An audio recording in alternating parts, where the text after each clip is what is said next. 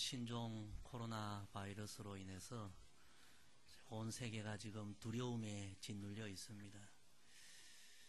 제가 믿음이 없어서 우리 성도들 또 그저 무서워서 예배 안 나오면 어떻게 하나 그렇게 생각도 했는데 빠진 분이 거의 없고 또 다 이렇게 오셔서 얼마나 감사한지 믿음으로 두려움을 이기고, 여러분 두려움에 떤다고 문제가 해결되는 것이 아니라 하나님의 능력이 역사해야 이 어려움들이 다 이겨나가는 줄로 믿습니다. 더욱더 하나님 의지하고 믿음으로 두려움을 이기고, 그래도 걱정되시는 분들이 계실까 싶어서 우리 교회 각 층마다 손세정제를 다 준비해놨습니다. 여러분 들어가며 나가면서 다 이렇게 하시기도, 사용하기도 하시고, 또 이렇게 우리가 공동체 생활하기 때문에 각자 또 예방하는 일에 스스로 또 조심해 주시고, 또 이 모든 어려움이 속히 지나가도록 우리가 더 힘써 기도하고, 또 저는 생각해 봅니다. 또 하나님께서 이런 기회는 전 세계가 회개할 또 기회를 주시는 것이 아닌가. 또 우리의 잘못을 돌아보고 회개하기도 하고 하나님을 더욱 의지하기도 하고, 그래서 이 어려움이 우리의 신앙의 유익이 되는 은혜의 기회가 되는 그런 시간들이 되기를 소망합니다. 너희는 세상의 빛이라. 사람들 앞에 너희 빛을 비추어라. 올해 우리 교회에 그리고 우리 각자에게 주신 예수님 말씀입니다. 올 한 해 우리 모두가 우리의 각자의 삶의 자리에서 빛이 되는 그런 삶을 살아가기를 소망합니다. 너희는 세상의 빛이라. 사람들 앞에 너희 빛을 비추어라 말씀하신 예수님은, 그럼 구체적으로 우리가 어떻게 살아가는 삶이 세상에 빛이 되는 삶인가를 계속해서 마태복음에 말씀해 주십니다. 우리는 지금까지 세 가지 말씀을 나누었습니다. 첫째, 화목하라. 서로 다투고 깨어진 관계 속에서 절대로 우리는 빛이 될 수 없습니다. 모든 이들과 화목하게 지내는 것이 빛이 되는 삶입니다. 둘째는 거룩하라. 이 시대가 얼마나 도덕적으로, 윤리적으로, 영적으로 타락하고 혼탁하고 어둠의 영이 지배하는 시대가 아닙니까? 이때에 우리가 성도로서 거룩하게 사는 것이 빛이 되는 삶입니다. 세 번째는 진실하라. 갈수록 여러분 거짓의 힘이 더 커져가고 거짓이 진실을 이기는 이런 시대가 되어가고 있습니다. 우리 그리스도인들은 이런 때에 하나님 앞에서, 사람들 앞에서, 자신 앞에 정직하고 진실하게 살고 진실함의 열매를 맺을 때에 우리가 빛이 되는 것입니다. 성도 여러분, 화목한 삶, 거룩한 삶, 진실한 삶을 살아서 우리가 우리 가정과 일터와 교회와 이 세상에서 예수님의 빛이 되기를 주의 이름으로 축복합니다. 빛이 되는 삶, 오늘 네 번째 말씀입니다. 오늘 예수님 말씀의 핵심은 이것입니다. 보복하지 말고 용서하라. 따라합시다. 보복하지 말고 용서하라. 이것이 바로 세상의 빛이 되는 삶이라고 우리 예수님 가르쳐 주십니다. 오늘 우리가 살아가는 이 시대는 너무나 삭막하고 갈수록 메마르고 거칠고 살벌한 시대가 되어갑니다. 그 이유가 뭡니까? 예수님 말씀대로 살지 않아서 그렇습니다. 예수님 말씀대로만 살면 이 세상은 그렇지 않은데, 이 말씀에 순종하지 않기에 이 세상은 너무나 살벌하고 메마른 사회가 되어갑니다. 요즘 우리 시대는 여러분 소송의 홍수 시대입니다. 사람들이 조금도 손해보려 하지 않습니다. 어떤 일이 생기면 무조건 소송하고 싸워서 이기려고 하는 그런 시대입니다. 그래서 요즘 참 많이 등장하는 뉴스 가운데 하나가 보면 보복운전 뉴스. 저도 운전하지만 참 운전하기가 무서운 시대가 되었습니다. 조금만 잘못하고 끼어들기 실수하면 사람들이 참지를 못하고 경적을 울리고 차를 갈아먹고 어떤 사람은 폭행도 하고 보복도 하고. 여러분, 보복은 또 다른 보복을 낳고 이것을 우리는 보복의 악순환이라고 합니다. 이런 시대는 결국 모두가 망할 수밖에 없습니다. 우리 시대가 이런 시대가 되어가는데 성경은 일찍이 이렇게 말씀하십니다. 갈라디아서 5장 15절에 보면 만일 서로 물고 먹으면 피차 멸망할까 조심하라. 서로 싸우고 서로 보복하면 결국은 모두가 망하는 길이다. 이런 시대를 살아가는 우리들에게 예수님은 너희는 빛이 되어야 한다. 빛이 되는 삶은 보복하지 말고 싸우지 말고 대갚지 말고 용서하라. 그것이 바로 빛이 되는 삶이다. 오늘 이 예수님의 진리의 말씀을 우리가 잘 듣고 깨닫고 이 말씀대로 살아서 우리가 다 빛이 되기를 주의 이름으로 축복합니다. 자, 이제 구체적으로 우리 한 말씀 한 말씀 살펴봅시다. 우리 38절 39절 두 절 같이 읽습니다. 시작. 또 눈은 눈으로 이는 이로 갚으라 하였다는 것을 너희가 들었으나 나는 너희에게 이르노니 악한 자를 대적하지 말라. 누구든지 내 오른편 뺨을 치거든 왼편도 돌려대며. 아멘. 첫째, 눈은 눈으로 이는 이로 갚지 마십시오. 예수님의 교훈입니다. 과거의 율법은 눈에는 눈, 이에는 이, 이런 법이었습니다. 그런데 여러분, 이 법을 주신 하나님의 근본 정신과 달리 유대인들은 이 법을 오해를 하였습니다. 내가 당했으면 너도 당하는 것이 마땅해. 이렇게 생각을 했습니다. 그래서 하나님이 이 법을 주신 그 근본 뜻과 달리 유대인들은 보복을 또 하고 그것이 또 다른 보복을 낳고 그래서 이 세상이 점점 거친 세상, 폭력적인 세상, 어둠의 세상을 만들고 말았습니다. 성도 여러분, 눈에는 눈, 이에는 이 법을 주신 하나님의 근본 의도를 우리는 분명히 알아야 합니다. 이 하나님의 법의 근본 정신은 이런 뜻입니다. 서로 상대방의 처지를 바꾸어 생각해 보아라. 우리 한자성어로 말하면 역지사지. 이것이 바로 이 법의 근본 정신입니다. 쉽게 제가 풀어서 말씀드리면요, 남의 이를 다치게 할 때 내 이가 다치는 생각을 해보아라. 그런 말씀입니다. 남의 눈을 다치게 할 때 내 눈이 다친다고 한번 생각해 보아라. 그런 뜻입니다. 그래서 하나님은 이 법을 주셔서 서로 싸우고 다투고 보복하는 것을 다 막으려는 하나님의 선한 의도가 이 법에 담겨 있습니다. 그런데 유대인들은 이 하나님의 이 정신을 오해하고 또 심지어는 악용하여서 자신의 모든 것을 대갚아주는 빌미로 삼았던 것입니다. 성도 여러분, 예수님은 말씀하십니다. 눈에는 눈, 이에는 이, 그런 삶은 절대로 세상에서 빛이 될 수 없는 삶이다.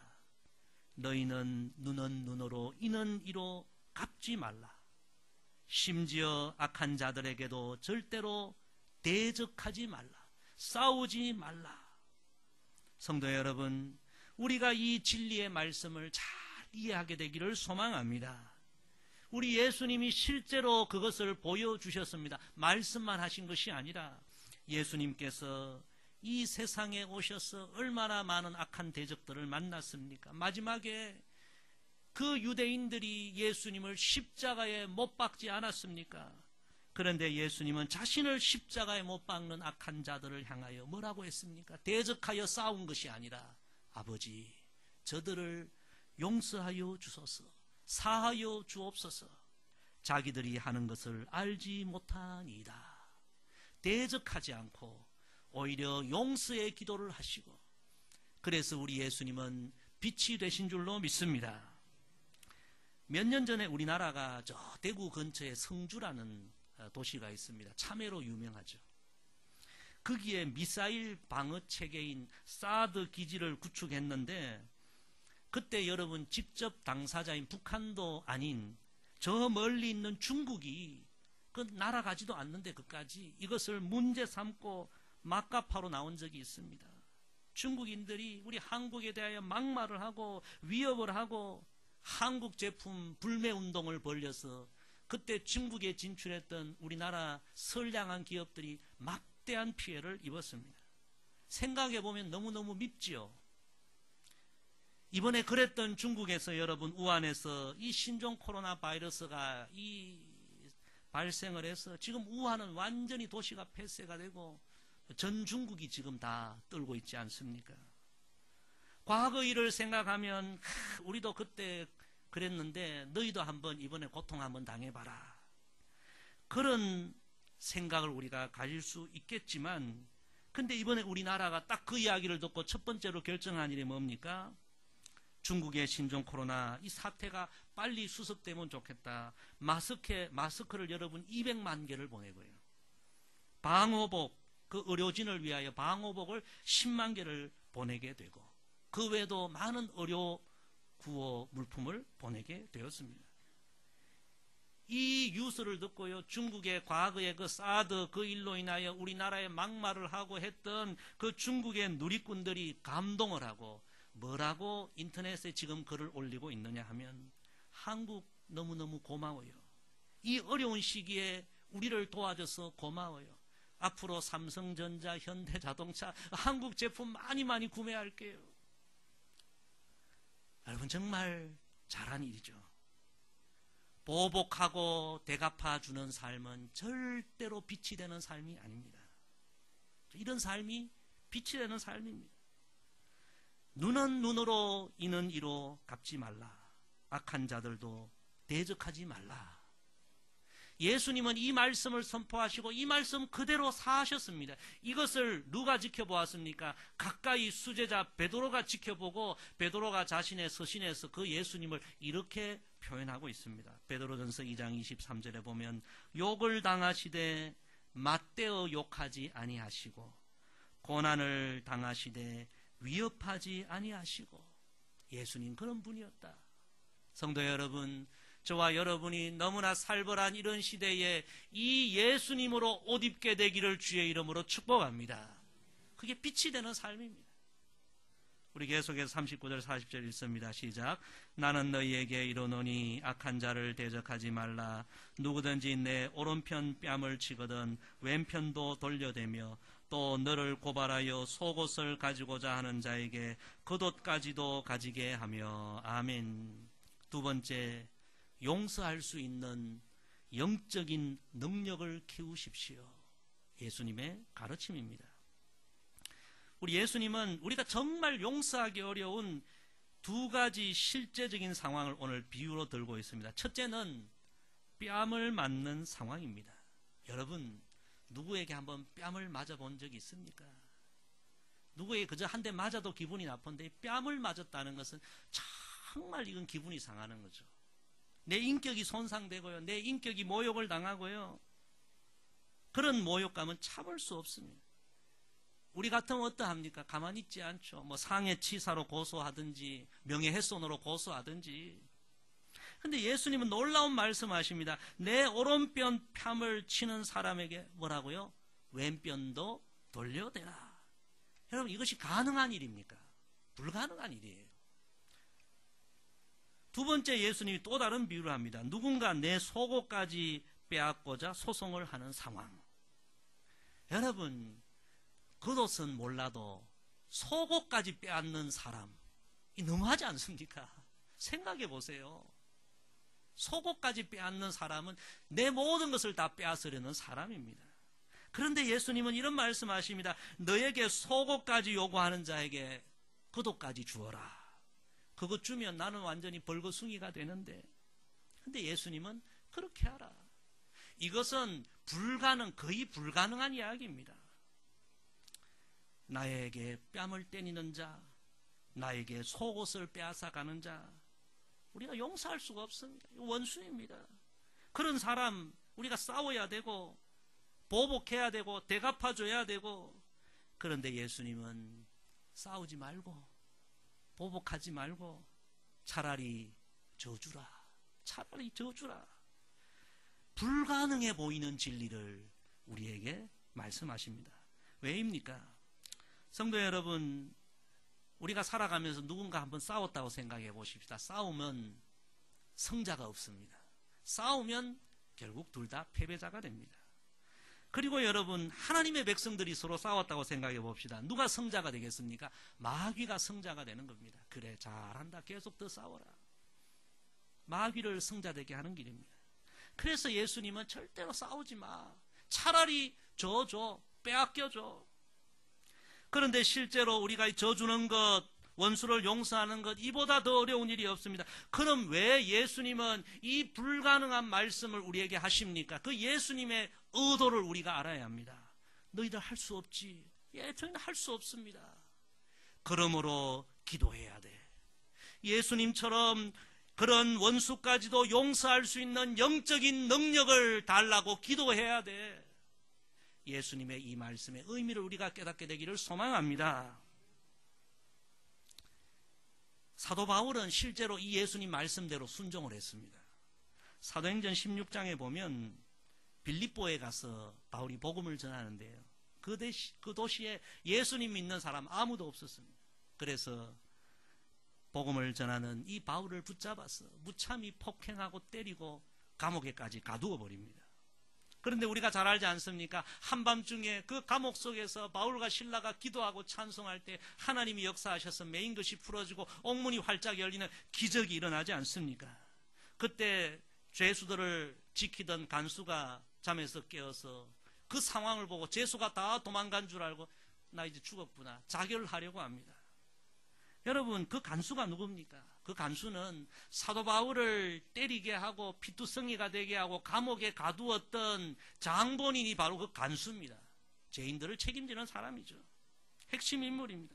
바울에게는 원수와 같은 사람입니다. 그런데 바울 사도는 그 원수와 같은 간수에게 보복하지 않았습니다. 자결할 때 그래, 너의 지은 죄로 너 죽는 거 당연하지? 그렇게 생각하지 않습니다. 바울은 죽으려는 그를 살려주었습니다. 그리고 그를 용서하고요, 놀랍게도 그 원수였던 간수의 집에까지 찾아가서 그 모든 가족들에게 복음을 전하고 세례를 베풀게 됩니다. 성도 여러분, 더 놀라운 일이 그 다음에 일어나는데요. 그 일로 인하여 빌립보 그 도성에 복음의 문이 열리기 시작하고 그 원수였던 간수의 집이 교회가 됩니다. 할렐루야. 그 도성에 하나님의 은총의 빛이 비치기 시작한 것입니다.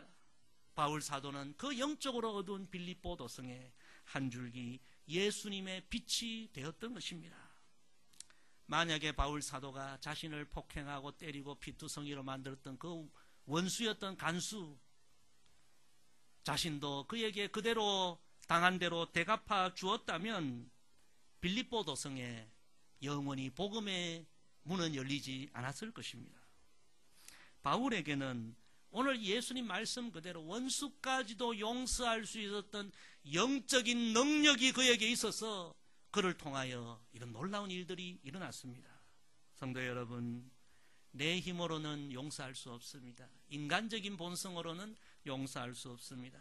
그러므로 우리는 우리 자신을 냉정하게 주님 앞에 내어놓고 주님의 그 용서의 능력, 바울 사도의 그 용서의 영적 능력을 기도하고 간구해야 합니다. 여러분, 힘써 기도하고 간구하여 하나님의 은혜로 성령의 능력으로 용서의 능력이 점점 커져가기를 주의 이름으로 축복합니다. 우리 41절 42절 같이 읽습니다. 시작. 또 누구든지 너로 억지로 오리를 가게 하거든 그 사람과 심리를 동행하고 내게 구하는 자에게 주며 내게 꾸고자 하는 자에게 거절하지 말라. 아멘. 세 번째, 조금 손해보는 삶으로 큰 열매를 맺으십시오. 예수님의 세 번째 가르침입니다. 누구든지 억지로 오리를 가게 하는 사람, 여러분 주변에 그런 사람이 있다고 생각해 보세요. 나 정말 너무 피곤하고 나 요즘 너무 힘들고 나에게도 괴로운 문제가 왔는데 누군가 나에게 와서 뭘 요구합니다. 억지로 뭘 요구합니다. 여러분, 우리는 그런 요구를 들어줄 수가 없습니다. 너 지금 내가 얼마나 힘든 줄 알아? 너도 나처럼 힘든 상황 당해봐야 돼. 우리는 그렇게 말할 수 있습니다. 그런데 예수님은 뭐라고 하십니까? 억지로 오리로 가게 하는 사람과 함께 심리를 동행해 주어라. 오리를 더 동행해 주어라. 놀라운 말씀입니다. 따라합시다. 오리를 더 동행하라. 여러분, 그렇게 살면 정말 우리 손해봅니다. 사람들이 그렇게 살면 저 바보다, 어리석다, 그렇게 생각합니다. 그런데 예수님은 오리를 더 동행해 주어라. 그렇게 살아라. 왜입니까?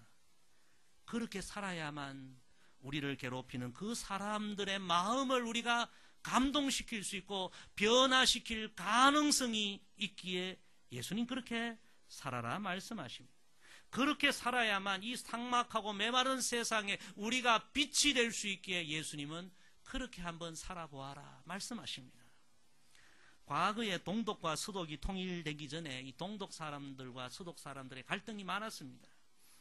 실제로 있었던 일입니다. 어느 동독과 서독의 이 경계 지역에 이 동독 사람들이 밤만 되면 쓰레기를 잔뜩 가져와서 서독 마을에 다 버리고 가는 거예요. 미우니까 그런 거죠. 한두 번도 아니고 계속해서 동독 사람들이 쓰레기를 버리니까 서독 마을 사람들이 모여서 대책 회의를 합니다. 이 일을 어쩌면 좋을까? 어떤 사람이 말합니다. 우리도 똑같이 동독 마을에 쓰레기를 잔뜩 갖다 버립시다. 그러자 어떤 분이 이야기합니다. 아닙니다. 그러면 우리도 똑같은 사람들이 됩니다. 그리고 만약에 이쪽 저쪽에 쓰레기를 다 갖다 버리면 우리 마을 저쪽 마을 전부 쓰레기 천지가 됩니다. 그런 일은 안 됩니다. 그러자 한 노인이 이런 이야기를 했다고 합니다. 동독 사람들은 쓰레기를 우리에게 갖다 버렸지만 지금 그 사람들 얼마나 생활이 어려운지 모릅니다. 우리는 그들에게 필요한 생활품, 식료품, 그들에게 도와줄 수 있는 물품을 다 모아가지고 그들에게 갖다 줍시다. 사람들이 그건 말도 안 되는 일입니다. 우리가 당한 것이 얼만데. 그러자 노인이 다시 이야기합니다. 그 대신에 이런 팻말 하나를 거기에 세워둡시다. 사람은 누구나 자기에게 있는 것을 줍니다. 이런 팻말 하나 세워둡시다. 그랬더니 사람들이 생각하면 일리가 있거든요. 그래서 결국 그렇게 하기로 했습니다. 그날 밤에도 동독 사람들은 쓰레기를 잔뜩 버리고 갔는데 아침에 보니까 그곳에 온갖 캔과 식료품, 생필품이 가득 쌓여 있고 거기에 팻말이 적혀 있는 것입니다. 사람은 누구나 자기에게 있는 것을 줍니다. 그것을 보고 동독 사람들이 크게 깨달았다고 합니다. 우리가 지금 잘못 생각하고 잘못 행동했구나. 그 일로 인해서 동독 사람들과 서독, 그 사람들, 그 경계 지역에 있는 마을이 화해하고 화목하고 정말 아름다운 그런 삶을 살게 됐다는 이야기입니다. 여러분, 이것이 빛이 되는 삶인 줄로 믿습니다. 예수님 말씀은 좀 손해보고 살아. 그러면 더 큰 열매를 맺어. 여러분, 우리가 싸워서 이기려고 소송하고 싸우고 투쟁하고 그러면 더 살벌해지고 삭막해지지만 우리가 조금 손해보고 양보하고 오히려 더 베풀면 여러분 평화가 오고 화목이 오고 세상이 환해지고 따뜻해지고 그것이 바로 빛이 되는 삶인 줄로 믿습니다. 구약의 아브라함 아들 이삭이 있지 않습니까? 이 이삭은 그 당시에 이 우물을 가지는 것이 큰 재산이었습니다. 열심히 노력하여 우물을 팠습니다. 큰 재산 하나 얻었습니다. 그런데 여러분, 우물을 딱 파고 나니까 그 지역에 아비멜렉의 종들이 와서 강제로 우물을 뺏으려고 합니다. 우리 같으면 어떻게 해서라도 싸워서 그 우물을 차지해야 하는데 이삭은 바보같이 싸우지도 않고 양보합니다. 그래, 가져가라. 그리고 또 다른 곳에 또 우물을 파자 놀랍게 또 샘물이 나옵니다. 그런데 또 와서 우물 달라고 막 그렇게 억지 부립니다. 이번에도 싸우지 않고 그냥 줘버립니다. 종들이 볼 때 우리 주인 너무 바보야. 이렇게 손해보는 일만 해.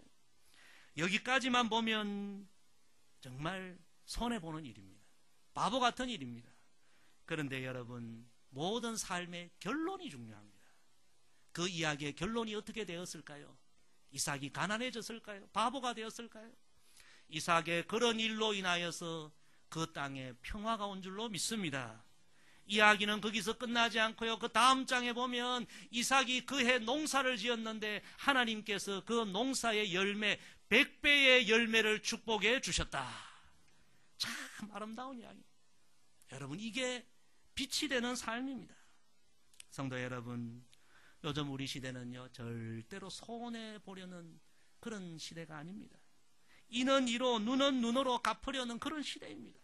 나의 뺨을 치는 자, 우리는 2대 때려야 속이 시원하고요. 억지로 오리를 가게 하는 자, 그 사람들에게 우리는 퍼부어주고 싶습니다. 예수님은 우리에게 오늘 말씀하십니다. 너희가 이 시대가 그런 시대라고 너희도 이런 시대 풍조를 따라 살려느냐? 그런 빛이 될 수 없어.